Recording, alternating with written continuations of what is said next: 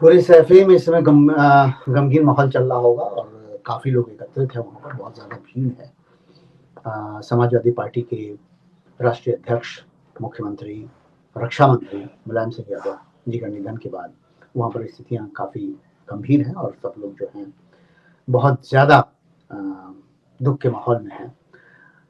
परिवार के लोग हैं, सभी लोग हैं। कल डिम्पल यादव का भी रोने का एक दृश्य आया। आपके धर्मेंद्र यादव के भी रोने का दृश्य आया। बहुत सारे ऐसे दृश्य आए और ये होता भी है कि जब बड़ा कोई नेता मरता है तो फिर जिसका देहांत होता है तो उससे जुड़े हुए लोग बहुत ज़्यादा गंभीर हो जाते हैं। उस वक्त रुदन होता है, काफ़ी दुख होता है, लोगों को लगता है कि उनका कोई जननायक, कोई उनका जो निगहबान था, वो जो कोई उनके परिवार का हिस्सा था या जिसको वो परिवार का हिस्सा मानते भी थे और अपने आप को भी लोग समझते थे, वो चला गया तो वो एक तरीके से अनाथ हो गए। तो ऐसी परिस्थितियाँ इस समय सैफई में देखने को मिल रही हैं और अंत्येष्टि का समय जो कल से निर्धारित था 3 बजे का, लगभग धीरे-धीरे वो पास आ रहा है। हमारे साथ राजेश तिवारी जी जुड़े हुए हैं, बहुत सारी बातें हुई हैं।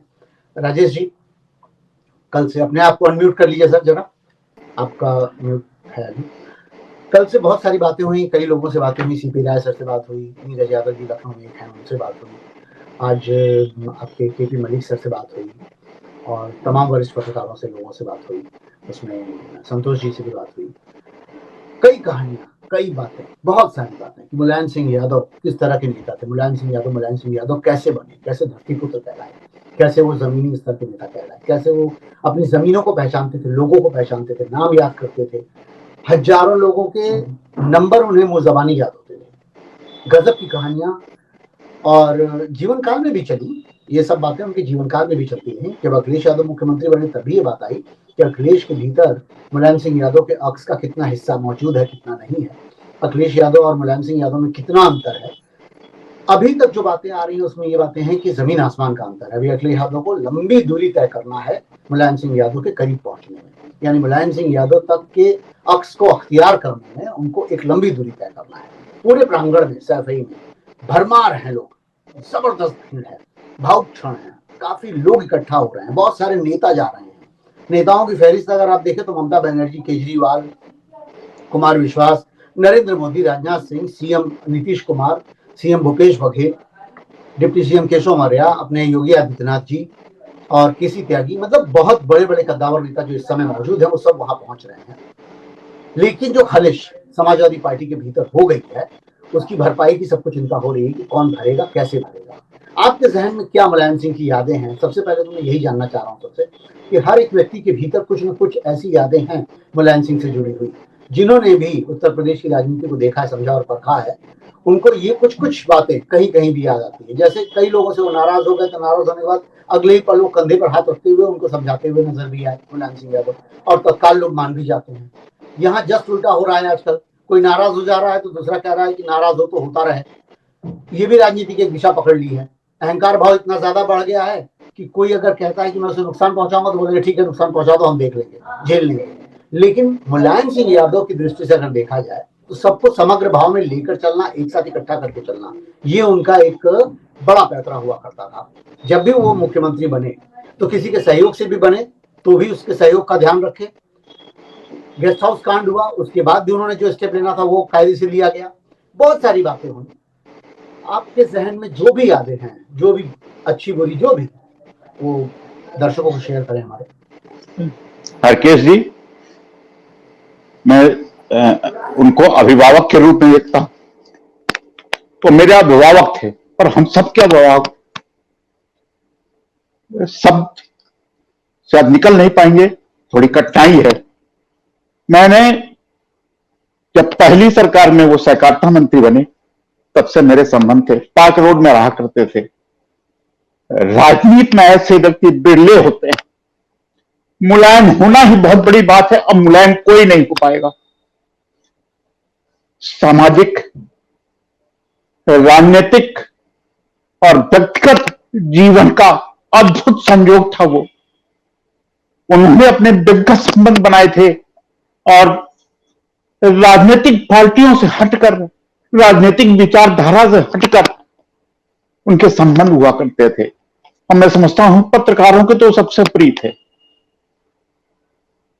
कभी किसी खबर पर उनको आक्रोशित होते मैंने नहीं देखा। बहुत खबरें मैंने चलाई, बहुत लिखी, और हमेशा एक अभिभावक के रूप में पाया। उन्होंने समझाया बड़े के नाते, पुचकारा, कभी उनके मन में कलेश नहीं हुआ। मुझे वो समय भी याद है हरकेश जी, जब इटावा में उन पर गोली चली थी और कार छलनी हो गई थी। हम सब लोग वहां गए थे, लखनऊ से वहां पहुंचे, तब भी मुलायम सिंह ने उन्हीं लोगों के साथ, सबको, सब पूरा प्रदेश जानता है किसने गोली चलाई थी, लेकिन फिर भी उन्होंने उनको गले लगा लिया, क्योंकि वो राजनीति में शत्रुता नहीं जानते थे। राजनीति में अपराधी को, अपराधी का बढ़ावा नहीं चाहते थे, वो अपराधीकरण नहीं चाहते थे।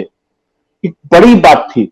अगर कोई व्यक्ति ऐसा मिलता भी था तो उसको समझाने की कोशिश करते थे कि समाज में अपराध करके आप बढ़ नहीं सकते, समाज में अपराध का कोई स्थान नहीं होता, राजनीति में अपराध का स्थान नहीं होता। उन पर आरोप चाहे जो लगे, आरोप लगाने की अपनी सीमाएं होती हैं और लगते हैं, लेकिन मैं समझता हूं कि वो जैसा व्यक्तित्व अब शायद भारतीय राजनीति में जो सबसे घुला मिला हो, एक एक व्यक्ति से घुला मिला हो, कहीं मिल गए, कंधे पर हाथ रखकर बात करना, बात करने का उनका अपना अनोखा तरीका हुआ करता था। लगता था कि कोई अभिभावक बात कर रहा, कहीं से उनके मन में राग द्वेष कहीं छू के नहीं गया था। अब 2012 से पहले का जो भी, जब भी वो मुख्यमंत्री रहे हो या ना रहे, मुलायम सिंह हमेशा क्षितिज रहे। ये लगा करता था कि मुलायम सिंह जी चाहे जिस राजनीति में हो, चाहे वो उन्होंने बसपा से गठबंधन किया, चाहे कांग्रेस से गठबंधन किया, कभी वो विश्वनाथ प्रताप सिंह जी के साथ रहे, लेकिन अपनी विचारधारा से उन्होंने कभी समझौता नहीं किया। उनकी विचारधारा, मैं समझता हूं वो कोई भी किसी विचारधारा को लेकर चलते हो, लेकिन उनकी सबसे बड़ी विचारधारा थी पूरे समाज को लेकर चलने की, सबको लेकर साथ बढ़ने की। और संभवतः इसका बहुत ह्रास हो रहा है। हरकेश जी, कई बार आप चर्चा करते हैं, मैं आपकी बातों को बहुत सुनता हूं। अभी आपने बहुत कुछ उनके विषय में, बहुत नटशेल में, बहुत संक्षेप में, आदरणीय मुलायम सिंह नेताजी, जिनको नेताजी का नाम मिला था, नेताजी का शब्द ही मुलायम सिंह यादव था। लोग पूरा नाम उनका लेते नहीं थे, आदर के लिए, आदर के भाव में, उनका आदर के भाव में उनको नेताजी कहते थे। और यह ऐसा उपनाम उनको पड़ा कि वो सारे लोग उनको नेताजी कहते लगे। यहां न तक कि वर्तमान प्रधानमंत्री नरेंद्र मोदी जी भी, आज वो निश्चित तौर पर एक बहुत बड़ा बड़ा व्यक्तित्व है देश विदेश में, लेकिन उनका इतना सम्मान वो भी करते हैं, तो अटल बिहारी वाजपेयी भी करते थे। कोई भी राजनीति का ऐसा व्यक्ति नहीं है जो उन्होंने उनको सम्मान ना दिया। यही है सबसे बड़ी पूंजी जो वो कमा कर गए हैं। उन्होंने बहुत कुछ कमा लिया इस देश में। मैं समझता हूं कि मुलायम सिंह यादव ने जो कमाया है राजनीति के क्षेत्र में, वो प्रधानमंत्री के पद से किन्हीं कारणों से वो राजनीतिक दांव पेच थे। आप भी जानते हैं बहुत अच्छे से कि उनका नाम निर्धारित होते हुए, सब कुछ तय होने के बावजूद रुक गया। वो अगर वो प्रधानमंत्री बने होते तो देश के सफल प्रधानमंत्री होते। निश्चित तौर पर उन जैसे व्यक्तित्व को आज श्रद्धांजलि देते हुए बहुत मन भावुक हो रहा है। मैं एक बार एक घटना बताना चाहता हूं आपको। मुख्यमंत्री थे अखिलेश यादव और मैं उनसे उनकी आवाज से मिलने गया। मेरी कुछ व्यक्तिगत घटनाएं थी। मेरी पत्नी मेरे साथ थी, मेरे बेटा मेरे साथ था। मुलायम सिंह ने चाय, नेताजी ने चाय पहले जैसा उनकी आदत थी, भोजन करके आए। उनकी आदत थी कि सुबह सुबह भोजन करके ही बाहर बैठते थे ऑफिस में। आने के पहले हम लोगों को चाय नाश्ता हुआ। आने के बाद, बैठने के बाद, आशीर्वाद देने के बाद सबसे पहला उन्होंने प्रश्न किया था कि उनकी गुण बताता हूं कि कहिए क्या बात है। अमूमन नेता ये बोलते हैं, मैं बहुत नेताओं से मिलता। उन्होंने मेरी पत्नी के हाथ में एक छोटा सा चोट का निशान था, पट्टी बंधी हुई थी। उन्होंने कहा, बेटा ये क्या हो गया, काहे की चोट लग गई। ये था उनका अपनापन, और यही अपनापन उनको सबसे जोड़ देता था और सबको जोड़ लेते थे। बहुत सारी यादें हैं, कहां तक गिनाई जाएंगी। एक एक घटना, कौन सी घटना ऐसी नहीं है कि नेताजी को के साथ शेयर ना की जाए।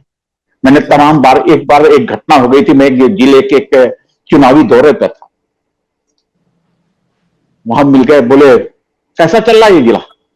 ठीक है, अच्छा कुछ कानून व्यवस्था की स्थिति गड़बड़ लग रही है। हमने कहा डीएम को मत हटाइएगा, आप तुरंत जहां जाते हैं वहां डीएम एसपी हटा देते हैं। डीएम को मतलब बहुत अच्छा आदमी है, बाय द वे डीएम वो उनके बड़े खास थे, मेरे भी मित्र थे। तो बोले आप कब से पैरवी करने लगे भाई डीएम की? ये कहने के बावजूद उन्होंने वास्तव में डीएम को नहीं हटाया। ये थे उनकी महानता। तो महान थे, उन्हें महान कहना गलत नहीं होगा, महान शब्द उनके लिए परफेक्ट शब्द थे। मैं समझ समझ सकता हूँ आपकी भावना। जी जी दिख रही है, आंखों में छलक रहे हैं, जो भर रहे हैं आंखें बार बार। ये बात बहुत स्पष्ट है, क्योंकि अभी तक जितने भी लोगों से बात किया हूँ, सबको अपनी अपनी कुछ कुछ खास बातें आती हैं, चाहे वो सीपी राय जी हो, चाहे संतोष जी हो, चाहे केपी मलिक जी हो, या फिर आपके कोई भी, मतलब जिससे भी मैं बात कर रहा हूँ, हर एक के पास अपनी कुछ कुछ यादें, और सब में एक बात बड़ी कॉमन है कि नेताजी जब मिलते थे तो भावनात्मक होते हुए अपनत्व के साथ बड़ी स्पष्ट व्याख्या है इसकी, कि ऐसा लगता था कि वो अपने हैं। और ये बड़ा स्पष्ट और है कि वो चिन्हित कर लेते थे कि आप कहाँ के रहने वाले हैं, कौन हैं, क्या हैं, बाई नेम जानना। ये बड़ा महत्वपूर्ण विषय है ना किसी भी नेता के बारे में, कि वो इतने सारे लोगों को, देश की जनसंख्या आज तो 24 करोड़ है, तब भी 20 करोड़ थी, पहले भी 15 करोड़ थी, और जब उत्तर प्रदेश की जनसंख्या इतनी है और उस प्रदेश के अगर वो मुख्यमंत्री हैं, तो उस परिस्थिति में जिससे भी मिले, जिस भी क्षेत्र में मिले, मैं तो यहाँ तक सुना हूँ कि जैसे आजमगढ़ गए तो आजम भाई सांसद ही वो आजमगढ़ से नहीं लड़े, वो इधर भी आए, मैनपुरी है, इटावा है, ईटा है, ये सब तो जो है सो है, कानपुर देहात, कानपुर शहर में, इलाहाबाद, आगरा, मतलब बड़ा आश्चर्य होता है कि उत्तर प्रदेश का एक एक जिला, एक एक कोना, 900 किलोमीटर के फैलाव में फैला हुआ उत्तर प्रदेश, और उस पूरे क्षेत्र के हर एक इलाके में मुलायम सिंह, मुलायम सिंह, मुलायम सिंह, सख्त जितने कड़े, संविधान की रक्षा के लिए उतने ही कड़े, उतने ही तमाम दांवपेच के लिए जाने वाले, लेकिन फिर भी मुलायम, मुलायम अपने वास्तविक नाम में मुलायम। तो बड़ी अच्छी व्याख्या है सच में। मतलब ऐसा लगता है कि कोई नेता जो गया है वो ऐसा खालीपन छोड़ के गया है जिसकी फिर से एक बार हमें इंतजार होगा किस तरह का कोई नेता उभरे। क्योंकि अटल जी जब गए थे तब भी ये बात आई थी कि अटल बिहारी वाजपेयी जैसा नेता, क्योंकि उनके समर्थन में, उनके खिलाफ बहुत लोग होंगे, लेकिन उनके समर्थन भी उतने ही थे जो उनके खिलाफ थे। वो खिलाफ करने वाले भी जो उनके विरुद्ध भी थे, वो भी उनके समर्थन में रहते थे। ये बहुत बड़ी बात है किसी भी नेता के लिए। जी हरकेश जी, मैं एक बात और कहना चाहता हूं। देखिए, राजनीतिक विचारधारा का हमारा मतभेद हो सकता है, लेकिन मुलायम सिंह का व्यक्तिगत विरोध मैं समझता हूं कोई करता ही नहीं था। मैं तो तमाम राजनीतिक दलों के लोगों से मिलता हूं, सब आप द रिकॉर्ड ये कहते थे मुलायम सिंह जैसा नेता नहीं। ये होना बहुत बड़ी बात है, और वो अवसान हो गया समाजवादी राजनीति का एक पुरोधा आज हमारे बीच नहीं है। और ऐसा पुरोधा अब पैदा भी होगा, ये मुझे बहुत कठिन लगता है, संशय होता है। ठीक है, विरासत अखिलेश जी ने पाई है, अभी कमेंट करना इस मौके पर उनके विषय में उचित नहीं। मैं प्रभु से प्रार्थना करूंगा कि ये विरासत उनको वास्तव में मुलायम सिंह जी की मिले, और आज तो ये निश्चित तौर पर कहना होगा कि उनके पुत्र हैं, और मुलायम सिंह जी का ये गुण उनके अंदर आए कि वो भी साबित कर दे कि हाँ वो नेताजी के पुत्र हैं। जी वैसे ऐसा कहा जाता है राजेश सर, ये भी एक बात सच है कि जब पिता जाते हैं और जब पुत्र जो है मुखाग्नि देता है, ये भी एक बड़ा हम लोग के संस्कृति और उसमें जो है सभ्यता में एक तथ्य है कि उस वक्त जो स्थितियां पैदा होती हैं, अक्सर ऐसा देखा जाता है कि पिता के भीतर वो अंश आने लगते हैं, पिता के जो हैं वो पुत्र के भीतर। तो ये उम्मीद की जा सकती है कि पिता को अब आखिरी विदाई देते समय अखिलेश अपने उस रूप को धारण करने की कोशिश करेंगे। जी जी बिल्कुल हरकेश जी, मुझे भी ऐसा लगता है कि मैंने भी ये देखा, सामाजिक रूप से भी देखा कि तमाम जगहों पे जब ऐसा हुआ करता है, कभी भी परिवार का मुखिया जाता है और जब उसके ये लगता है कि उसको अब ये परिवार के मुखिया की तौर पर, क्योंकि जिम्मेदारी उनकी व्यक्तिगत तौर पर, संवैधानिक ढंग से वो राष्ट्रीय अध्यक्ष समाजवादी पार्टी के बन गए थे पहले, लेकिन आज एक तरह से सच्चा रूप से उनको उत्तराधिकारी ग्रहण करना होगा, क्योंकि अब मुलायम सिंह नहीं है। इस सच को भी स्वीकार करना होगा। अभी तक जो संकोच नेताजी का बहुत लोग करते थे, अब वो नेताजी का संकोच आज से या आज से 10 दिन, महीने बाद, 2 महीने बाद खत्म होगा। अब असली परीक्षा की घड़ी अखिलेश जी के लिए अब आएगी। और अब उनको साबित करना होगा, क्योंकि मुलायम सिंह ने, मैं समझता हूं कि उनके पास पकड़ जो हरकेश जी, आप तो बहुत क्योंकि तमाम खबरों में रहते हैं तो रोज खबरें करते हैं, मुलायम सिंह का एक कैडर नहीं था, नौकरशाह, पुलिस, कोई ऐसा विभाग नहीं जहां पर मुलायम सिंह के प्रशंसक नहीं। जब उनकी सरकार आती थी लोग कहते थे कि नहीं, नेताजी की सरकार है, काम करना है, जनता का काम, जनता से जितना जुड़ाव होता था उतना उनका उन कर्मचारियों से, उन पुलिस अधिकारियों से, सबसे जुड़ाव था, नेताजी के प्रति सबकी भावनाएं थी। ये बहुत बड़ी बात, ये बात मैंने किसी नेता का या किसी के अंदर नहीं देखी उत्तर प्रदेश में। मैंने अपना जो 40 वर्ष का जो पत्रकारिता का कार्यकाल है, मैंने जो 40-42 साल के उम्र देखा, नेताजी जैसा कोई व्यक्ति उत्तर प्रदेश के मुख्यमंत्री के रूप में नहीं आया जिसका ये स्थिति हो कि जनता के साथ साथ कोई पुलिस हो, राजस्व विभाग हो, इंजीनियरिंग विभाग हो, विद्युत विभाग, कोई किसी विभाग में जाइए, नेताजी का एक समर्थक वर्ग अलग से खड़ा होता था और वो मुलायम सिंह, मुलायम सिंह, मुलायम सिंह, ये कहने वाला मुझे नहीं लगता कि उत्तर प्रदेश में, मैंने तो नहीं देखा।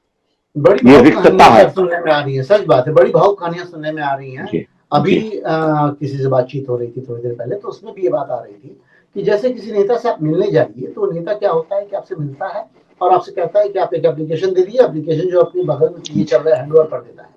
लेकिन मुलायम सिंह जी की खास आदत थी कि पर्ची पे आप लिख के दीजिए और वो पर्ची अपनी जेब में रखते थे। अच्छा, ये परेशानी है तो भाई ये काम होना है, उसको 1-2 दिन के भीतर निपटाने का काम कर देते थे। ये मतलब उनका जो तरीका था या स्ट्रेटेजिक मैं कह लूंगा। भाई नेता है, नेता को जो करना है वो तो करेगा ही, लेकिन इसके अलावा जो आत्मिक संबंध जोड़ करके व्यक्ति को अपने लिए पक्का कर देना, ये भी उसकी एक ताकत तो है ही। और इन ताकतों को निश्चित तौर पे अखिलेश को अपने भीतर भी लाना होगा। ये चुनौती तो होगी, ये बहुत बड़ी चुनौती है हरकेश जी, बहुत बड़ी चुनौती है। और चुनौती का वास्तव में अब सामना करना पड़ेगा, जो मैं अभी चर्चा कर रहा था कि अब नेताजी की आड़ खत्म हो रही है, आज से ये आड़ समाप्त हो रही है। अभी तक नेताजी का बहुत बड़ा संकोच था, लोग नेताजी के नाम पे बहुत संकोच करते थे। अब अखिलेश जी को अपना संपूर्ण देना होगा। अब उनसे अपेक्षाएं बहुत बढ़ गई, आज की तारीख से उनसे अपेक्षाएं बहुत बढ़ गई है लोगों की, क्योंकि वो नेताजी के प्रतिबिंब के रूप, प्रतिबिंब है वो उनके, उनमें अखिलेश जैसे हरकेश जी, मैं आप थोड़ी सी बात ये कहूं, अमिताभ बच्चन में लोग अमिताभ बच्चन को अभिषेक बच्चन में ढूंढते हैं। अभिषेक बच्चन जब किसी फिल्म में आता है, जब वो एक्टिंग करता है, तो लोग अमिताभ बच्चन को ढूंढने लगते हैं। आज के बाद से लोग अखिलेश जी में मुलायम सिंह ढूंढेंगे, हरकेश जी मुलायम सिंह ढूंढेंगे और उनको मुलायम सिंह का प्रतिबिंब बनाना पड़ेगा। किशोर कुमार को अमित कुमार में ढूंढा जाता है, बिल्कुल ठीक है जी। पिता के अक्स को जो है पुत्र में अक्सर देखा जाता है, और जब पुत्र का चेहरा भी मेल खाता हो अपने पिता से, तो उसमें और ज्यादा लोग ऐसा सोचते हैं कि नहीं ये होगा, इसके भीतर भी वो होगा। प्रियंका गांधी तक में इंदिरा गांधी को तलाशा जाता है कि भाई कहीं तलाशा जाता है, बिल्कुल। राहुल गांधी में राजीव गांधी को तलाशा जाता है, बिल्कुल सही बात है।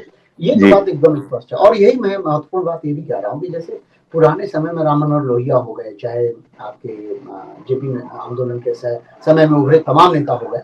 राम मनोहर लोहिया जी का एक कोट हुआ करता था कि भाई उनसे पूछा गया कि सरकार के विरुद्ध हैं आप, और सरकार जो चुनी हुई सरकार है, उस चुनी हुई सरकार के आप विरुद्ध आंदोलन खड़ा कर दे रहे हैं, तो ये कहाँ तक सही है। तो राम मनोहर लोहिया ने कहा कि किसी चीज को सुधारने के लिए हम 5 साल का इंतजार नहीं करेंगे, और वो कौमें मरी होती हैं जो 5 साल तक वेट करती हैं। ये बात हम लोगों को देखने को मिली जब 2017 से 22 के चुनाव में अखिलेश यादव लड़े, तो आखिर के 6 महीने लड़े। उन पर कई बार तंज भी कसा गया कि 5 साल तो आप कहाँ, पता नहीं 4-4.5 साल गायब थे, अचानक 6 महीने आप लड़े। उसका भी सब लोगों ने परिणाम देखा कि 6 महीने में उन्होंने रिगरस बिल्डिंग की, बहुत मेहनत किया, लेकिन उस मेहनत का परिणाम नहीं निकला। जबकि ठीक इसके उलट मायावती के समय में अगर आप याद करिए, और अभी 2007 से लेकर 12 तक के पीरियड में मुलायम सिंह पूरे 5 साल लड़े, 5 साल दिखाई दिए कि वो आंदोलन करते रहे या लड़ते रहे या चीजों को संघर्ष करते रहे, और लगातार जगाए रखे कि समाजवादी पार्टी विकल्प के तौर पे बसपा को हरा सकती है। और वो हुआ 2012 में, ऐसा हुआ क्योंकि साइकिल रैली वैली जो भी करवाना था, ये मुलायम सिंह यादव उनको कंपेल करते थे कि अखिलेश तुम ये करो, अखिलेश तुम ये करो, अखिलेश तुम ये करो। ये निश्चित तौर पे जरूरत महसूस की जाएगी कि 5 साल शांत रहने की राजनीति नहीं होती है। राजनीति 5 साल लड़ाई की होती है। जब भी आप सत्ता में नहीं होते, सत्ता में आने के लिए आपको संघर्ष करना होता है। तो ये भी अभी मुझे लगता है कि अखिलेश जी को और आत्मसात करना होगा, क्योंकि हारने के बाद फिर से अखिलेश शांत पड़ गए हैं, जबकि थोड़ा बहुत दिखे हैं, ये मैं नहीं कह सकता। विधानसभा में जाकर उन्होंने एक बढ़िया स्टेप लिया है, लेकिन अब उम्मीद की जा रही है कि भाई अब आफ्टर मुलायम के बाद नेक्स्ट मुलायम 2 अखिलेश भी देखा जा रहा है।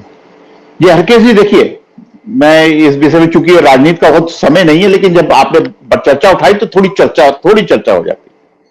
विधानसभा की कार्रवाई जो है उसको बहुत सॉफ्टिकेटेड, बहुत सुविधापूर्ण राजनीति जिसको कहा जाए, वो सुविधापूर्ण राजनीति जनता बहुत पसंद नहीं करती कि आप तख्ती उख्ती उठा दें और नारे लगा दें और बहिष्करण कर दें और वहां पर धरना दे दें। सच बात यह है कि जनता के बीच जाइए और जनता के सवालों पर संघर्ष कीजिए। संघर्ष का मतलब यह नहीं कि आप लाठी ही खाइए, उनकी बात तो उठाइए ना, आप उनकी छोटी छोटी समस्याओं को तो उठाए ना। तो वहां की जो समय उन्होंने जो ढांचा खड़ा किया है अखिलेश जी ने, उनके ढांचे के जो नट बोल्ट हैं, जिनको नट बोल्ट मैं कह रहा हूं, मतलब अध्यक्ष और उनके विधायक और वो नट बोल्ट बहुत जंग खा गए और उनको जंग को छुड़ाना पड़ेगा। अगर ये संघर्ष को तेज करना है और मुलायम सिंह की राह पे चलना है तो इस जंग को छुड़ाना पड़ेगा और जनता के साथ खड़ा होना पड़ेगा। के समय में आपके रक्षा मंत्री रहते हुए गए थे भाई, और वहां पर सेलिंग जो है नहीं होनी चाहिए थी, ऐसा अंडरस्टूड होता है, लेकिन मतलब प्रोटोकॉल होता है, लेकिन सेलिंग हो गई और उसको देख करके उन्होंने कहा कि नहीं, ये फायर करो, तुरंत इसका जवाब दो। उन्होंने कहा कि अधिकारियों ने कहा कि नहीं, आप यहाँ से चलिए, सुरक्षित जगह पे चले जाइए, फिर हम लोग फायर का जवाब देते हैं।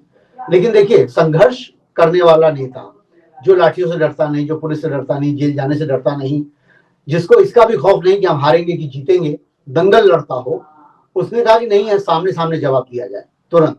और वो हुआ। और उसके बाद वापस आकर के यहाँ पर रक्षा मंत्री के तौर पर उन्होंने ये कहा कि भाई तुरंत जो है हमें युद्ध की वो करनी चाहिए घोषणा, और हम पाकिस्तान को इसका जवाब देंगे। लेकिन वो जो भी परिस्थिति आ रही, युद्ध कभी भी किसी भी उसका कठिनाइयों का जो सोल्यूशन होता है वो नहीं होता है। लेकिन फिर भी ये बात जब उभर कर आई सामने, तो वो चीजें उस व्यक्तित्व का निर्धारण करती हैं कि जो एक बार में डिटरमाइन होकर के सोचता है कि नहीं, ये करना है तो करना है।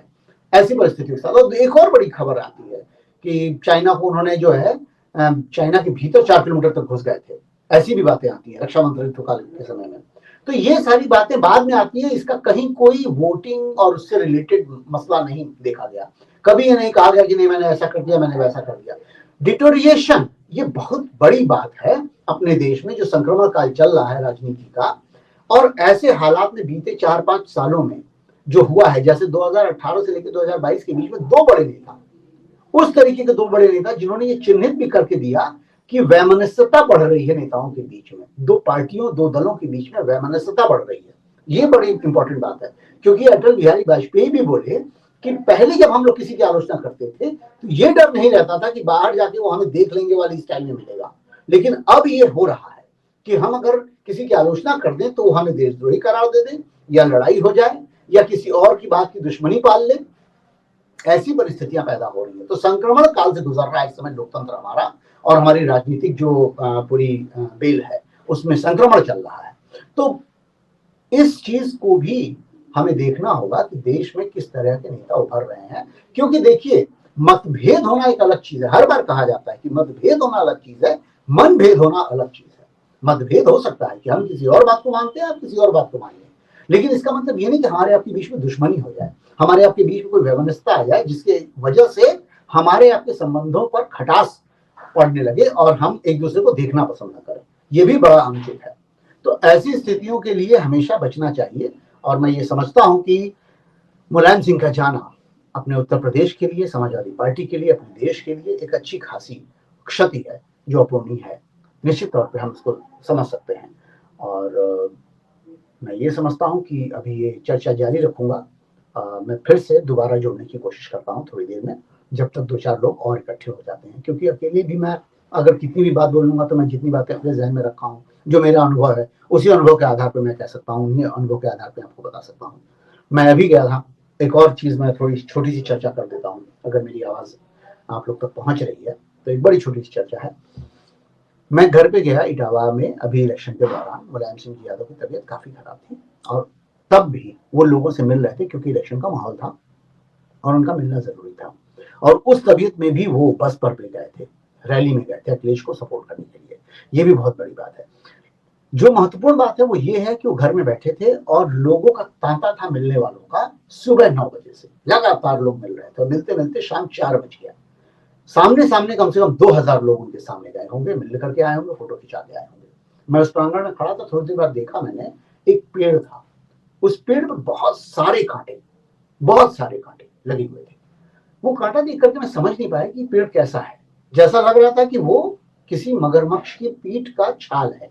ऐसी ऐसे पेड़ की वो जो दृश्य था, पेड़ का दृश्य, वो ऐसा दिख रहा था और उसपे पूरी तरीके से छाल पर कांटे, मोटे मोटे कांटे दिख रहे थे। तो किसी से मैंने पूछा कि यार ये कैसा पेड़ है, किस तरीके का पेड़ है, तो पता चला कि भाई ये तो मुलायम सिंह जी का लगाया हुआ पेड़ है और इस पेड़ में जो है ये कांटे जो है उनके संघर्ष को दिखाता है। मैं भी बड़ा सोच में पड़ा कि हाँ, बात तो सही है।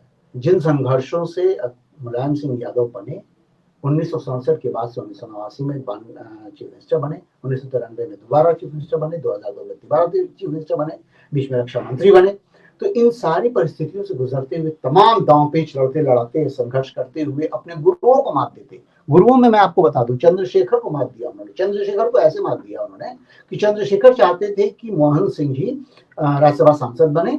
24 विधायकों की एक वो संख्या थी, संख्या बल था 24-25 विधायकों का, और उस 24-25 विधायकों के थ्रू 23 विधायकों पर एक राज्यसभा सांसद चुना जाना था और उस पर मोहन सिंह की मोहर लग रही थी कि उनको बनाया जाए। लेकिन इन्होंने अपने भाई रामगोपाल यादव को खड़ा किया और उनको जिताने में कामयाब भी रहे। तो कहने का तात्पर्य यह है कि अपने गुरुओं के विरुद्ध जाकर के, चंद्रशेखर के खिलाफ जाकर के वो अपने आप को जिताए। चौधरी चरण सिंह के पुत्र अजीत सिंह के खिलाफ जब उनका एक तरीके से नामांकन हो रहा था चीफ मिनिस्टर के लिए, उस समय भी बहुत सारे 208 विधायकों के दल ने उनका समर्थन किया और वो चीफ मिनिस्टर बने, मुख्यमंत्री बने 1989 में। जब आपके जनता क्रांति दल के उससे जाकर के चीफ मिनिस्टर, मुख्यमंत्री के तौर पे उभर करके सामने आए। तो ये सारी घटनाक्रम, ये सारी चीजें बताती हैं कि किस तरीके से मुलायम सिंह यादव खुद को प्रस्तुत करते थे और कैसे परिस्थितियों को समझ के उसके हिसाब से दांव चल करके जीत हासिल करते थे। इसीलिए उन्हें धरती पुत्र कहा जाता है, इसीलिए उन्हें जमीनी स्तर का, जमीन से जुड़ा हुआ नेता कहा जाता है। ये सब क्वालिटी है थी। चले गए मुलायम सिंह जी, चले गए, और अब आज 3 बजे जो उनका अंत्येष्टि का संस्कार होना है, इस समय वो हलचल चल रही है सैफई में, जो वहां के लोगों के लिए दुखदायी है। उसके अलावा समाजवादी पार्टी के अलावा बहुत सारे जो उनसे जुड़े हुए लोग हैं, उनके लिए दुखदायी क्षण है। हम फिर वापस आते हैं, वहां का माहौल देखेंगे, जायजा लेंगे कि क्या है। धन्यवाद।